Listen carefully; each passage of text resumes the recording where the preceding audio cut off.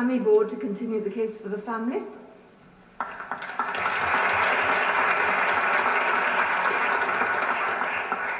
Lord Speaker, fellow students and members of the University of the Third Age, the relationship between the caregiver and receiver is the most important ingredient in the delivery of care for our elderly and vulnerable, and there is no substitute other than to make this caring relationship revolve around the family. We will impose a non-accountable face-to-state authority over a loving family member at our peril. Yes. The family should be at the very heart of any debate about the provision of care and support. The Beveridge Report founding our welfare state was published 70 years ago last Saturday. Even though it was dismissed by the Chancellor of the Exchequer at the time, Sir Kingsley Wood, as, quote, an impractical financial commitment, please take special note of that, it came into being in 1945, and it contained a particularly important guiding principle. I quote, "The welfare state should not stifle incentive, opportunity and responsibility that would discourage an individual from providing more than the minimum for himself and his family." And now look where we are. We find ourselves in a culture where the default position is to look to the state for everything, and the position of the family is threatened again.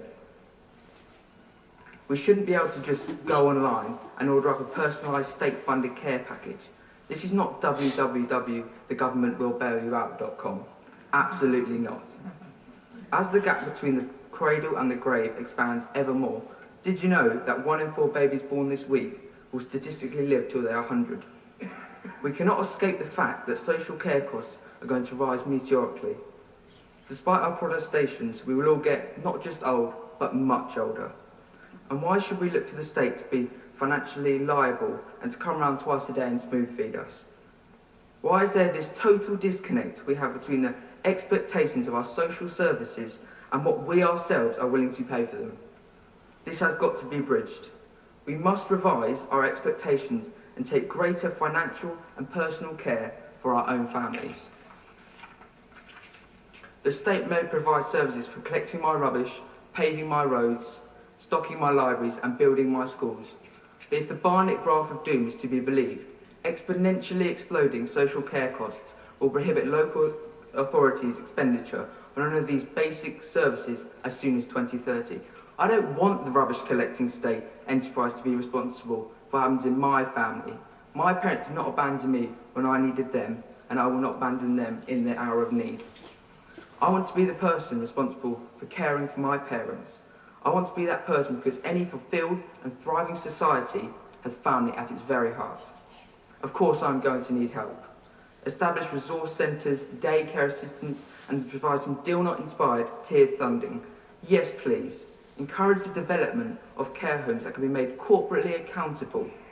And train care workers to be proud, absolutely, but channel this through the family.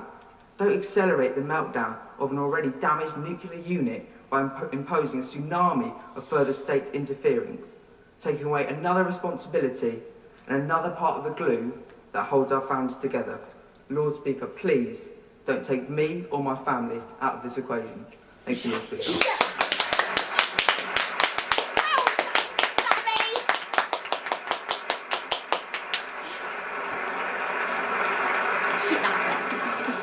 Megan Bristow.